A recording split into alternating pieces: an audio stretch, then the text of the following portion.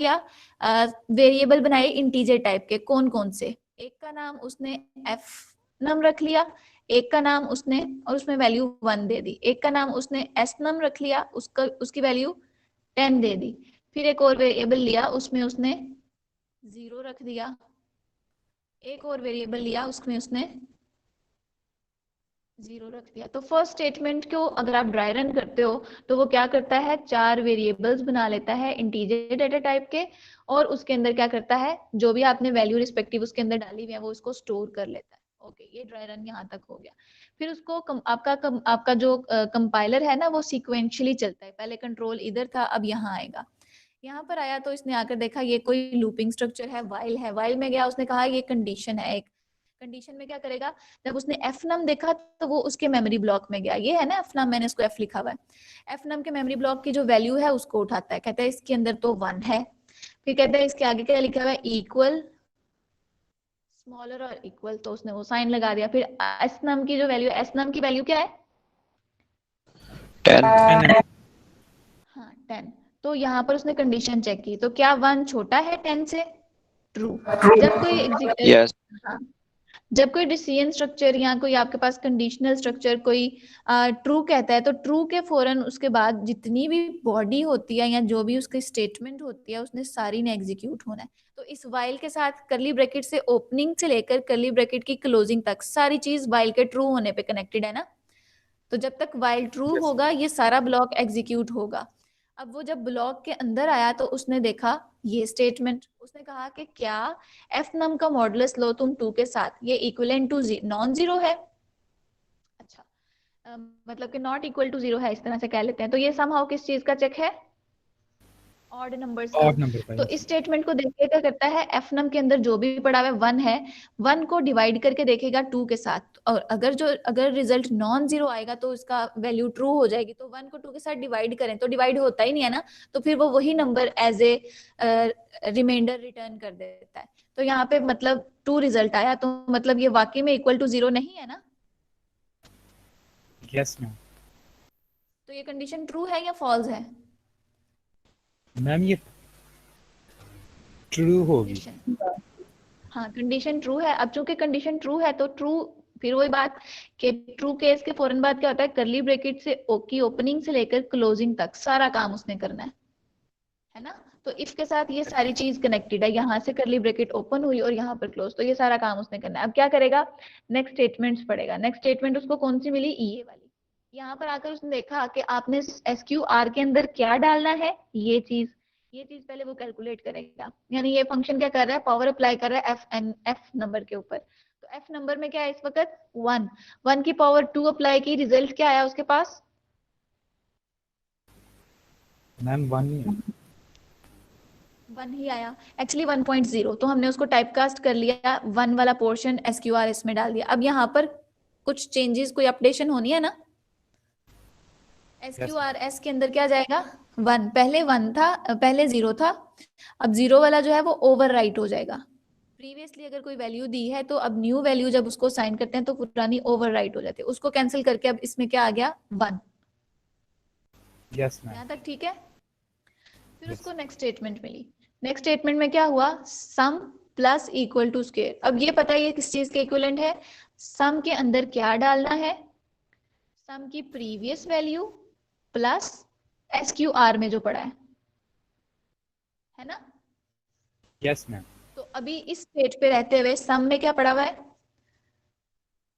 0, 0, एसक्यूआरएस में क्या पड़ा हुआ है, 1. 1, फिर सेमीकोलन। अच्छा, ये वाली स्टेटमेंट जो होती है ना, असाइनमेंट वाली स्टेटमेंट, ये आपके पास समहाउ काम करती है राइट टू लेफ्ट। ये पहले इस तरफ से आएगी और फिर असाइनमेंट करेगी। इसको ऐसे नहीं सोचना कि उसने यहाँ पर भी 0 रखा हुआ है, नहीं, वो पहले ये वाली सारी कैलकुलेशन करेगा, फिर देखेगा इक्वल का साइन है, मतलब कि मैंने इसको कुछ असाइन करना है, फिर वो सम के अंदर जो है जो रिजल्ट होगा वो रखेगा। ठीक है। तो एक Okay, ma'am. कंसेप्ट है राइट टू लेफ्ट एग्जीक्यूशन या लेफ्ट टू राइट। तो ये वाली स्टेटमेंट जो है आपकी असाइनमेंट वाली जो है वो राइट टू लेफ्ट चलती है। तो उसने पहले राइट वाली साइड की कैलकुलेशन करके देखी, वैल्यू क्या आई आपके पास इस केस में, 1। तो सम में Yes. अब क्या होगा, 1. तो सम की प्रीवियस वाली वैल्यू को हम इरेज कर देंगे और उसकी जगह पर क्या रखेंगे? 1। 1। ओके, और फिर इसके बाद ये वाला ब्लॉक खत्म हो गया, इस ब्लॉक से बाहर आ गया और फिर हमें क्या मिला? f plus plus. तो इसमें जो प्रीवियस था उसकी वैल्यू अपडेट हो जाएगी। पहले इसमें 1 था, अब क्या हो गया? 2 हो गया मैम। 2।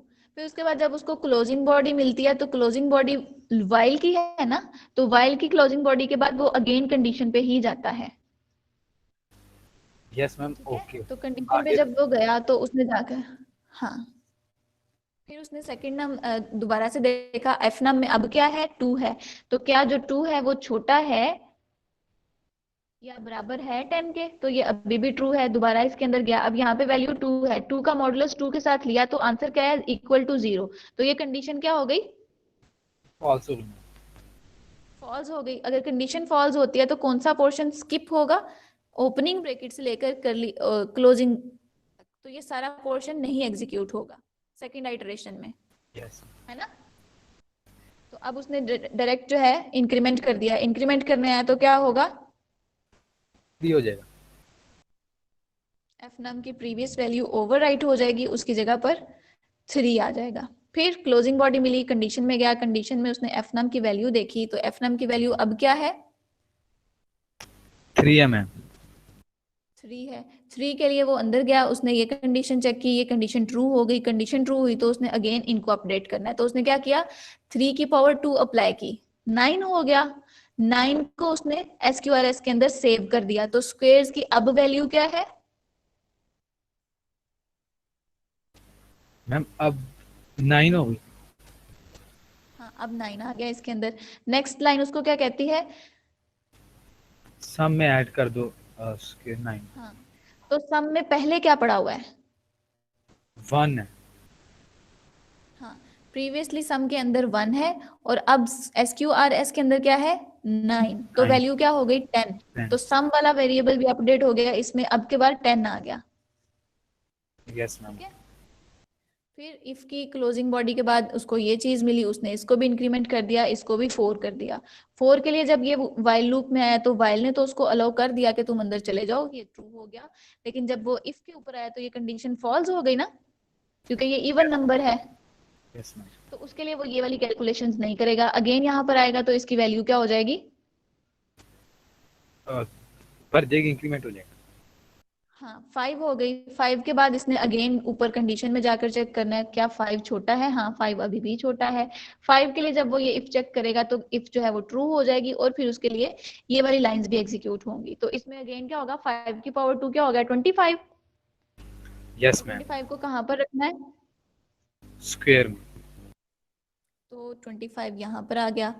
और फिर उसके बाद आपने क्या किया? नेक्स्ट लाइन देखी। नेक्स्ट लाइन क्या कर रही है? सम को अपडेट कर रही है। तो सम में प्रीवियसली क्या पड़ा हुआ है?